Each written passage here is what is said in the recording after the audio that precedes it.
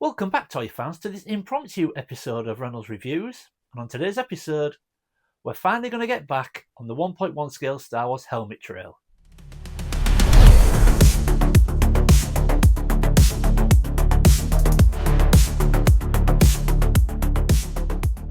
Welcome back, everyone. Now, like I said in the intro, today we are finally getting back on the 1.1 scale Star Wars helmet trail. Now, if you know me and you follow the channel for a long time, you'll know that 1.1 scale Star Wars helmet collecting is something that I am hugely passionate about. It wasn't that long ago that my collection was behind me in the Detolf cabinets, but due to the lack of space and slight change of direction in my collecting, the helmets had to go back in their boxes and back up on the top shelf where they can't really be seen.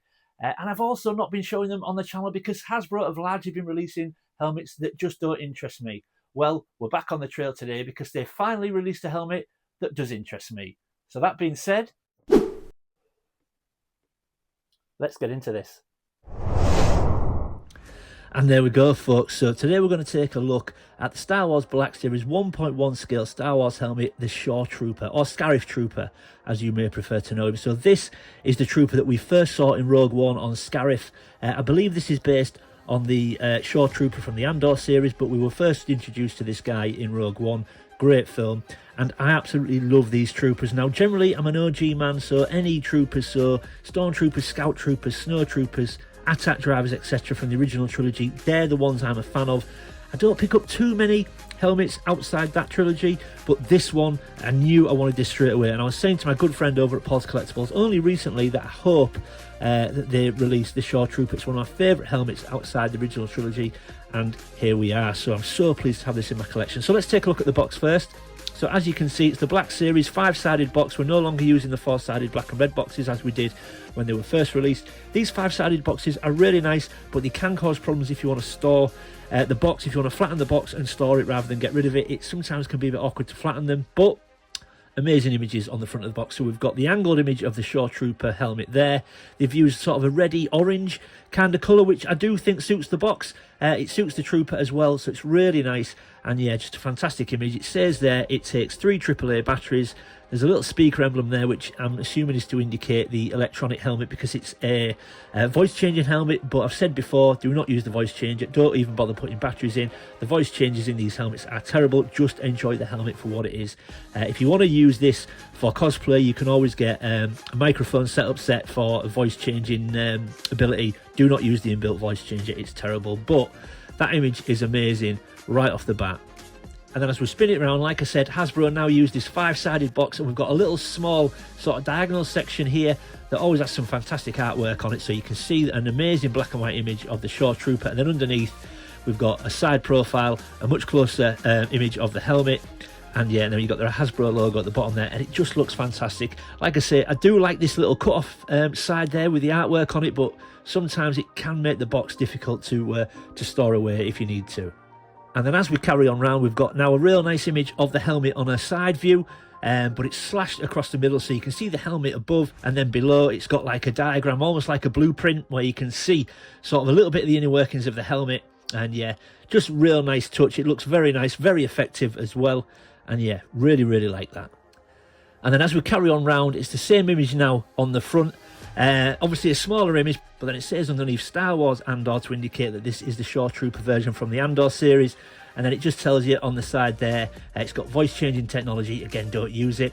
Adjustable headgear inside, and then it just gives you a little bit of a description down at the bottom as well. But again, really nice image on the back. And then as we get to the final side, my personal favourite, just a straight up head-on image of that amazing Shoretrooper helmet. Personally, I just love it. It just looks so different to anything we've had before.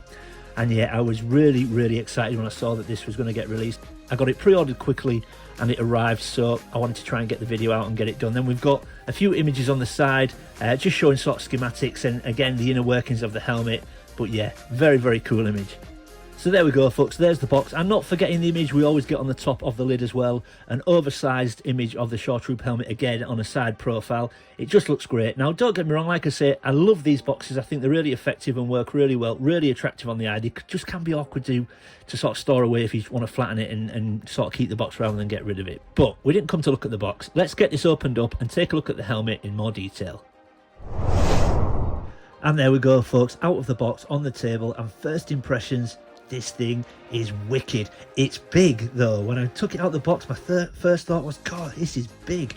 But I guess obviously it's got to be big enough for you to put on your head. Now I've only got a small head, so it fits comfortably on mine. But it's got to be big enough for you to wear, and obviously be to scale. But it looks big, but it's wicked. The shape looks right, the dimensions look right. You'll find these, you'll find custom Shoretrooper helmets a lot online on the secondary market on places like eBay.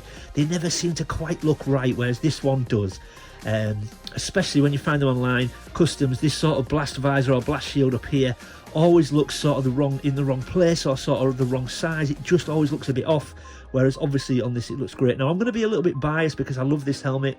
I think that sort of visor works really well on this helmet. However, they obviously introduced that same visor on the newer X-Wing, so like Poe Dameron's X-Wing helmet. They introduced it on that, and I just think it looks really goofy. I think they should have stuck to the traditional X-Wing style helmets on that. But on this, it works. I really like it, and yeah, first impressions, it's awesome. Now, obviously, essentially, these are toys, so for the money, I mean, this was 100 quid. For that money, you're not going to get completely screen accurate, but these aren't far off. They're really not.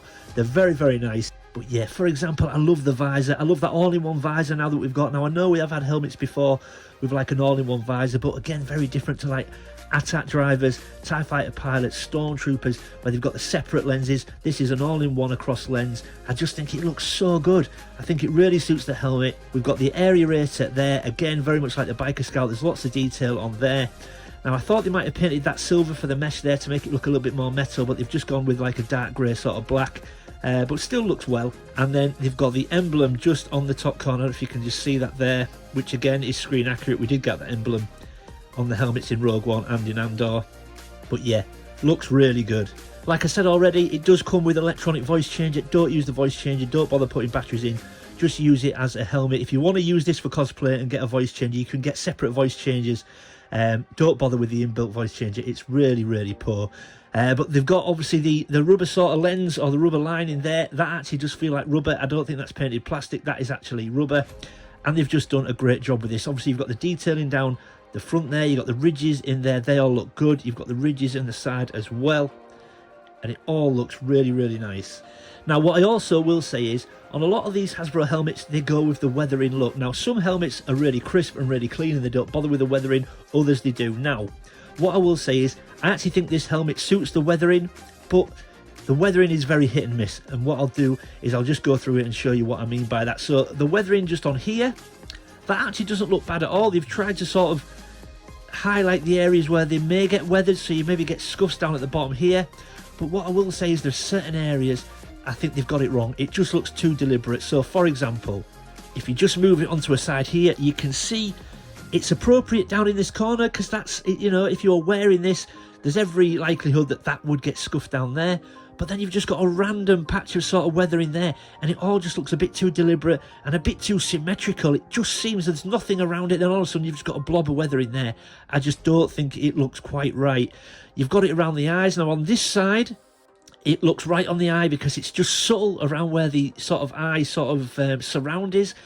That looks fine. But then you look at the other side, and it's all just a bit too much, a bit too deliberate, and it's all just a little bit, and I don't think that looks natural.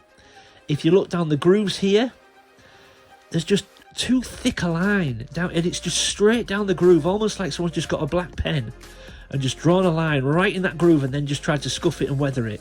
The same on that side. So in areas it does work, in areas it just looks a bit too deliberate. Now they've got a little bit of weathering around the top there. That works because it's subtle and it's not really sort of defined.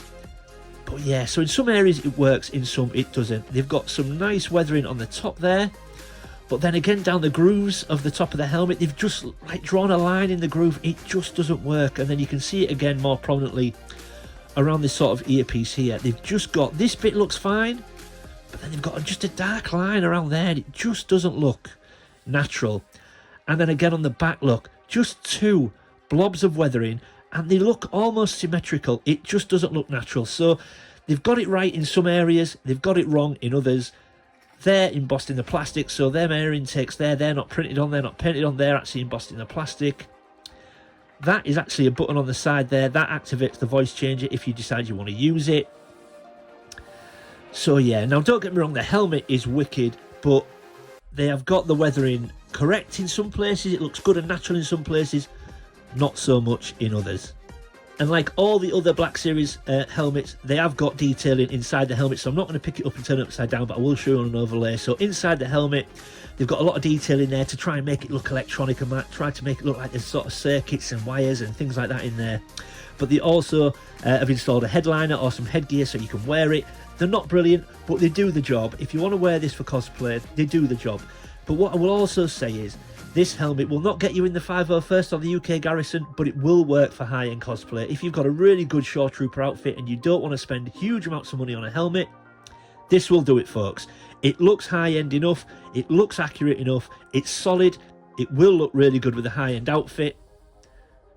And yeah, so would I recommend this? 100%. I think it's an amazing looking helmet. It's one I've been waiting for a long, long time. Have they got it perfect? No, they haven't. The weathering is the main complaint for me. They've got it great and works really well in some areas where it's subtle, but then other areas down like there on the side, it's just too defined and looks too deliberate.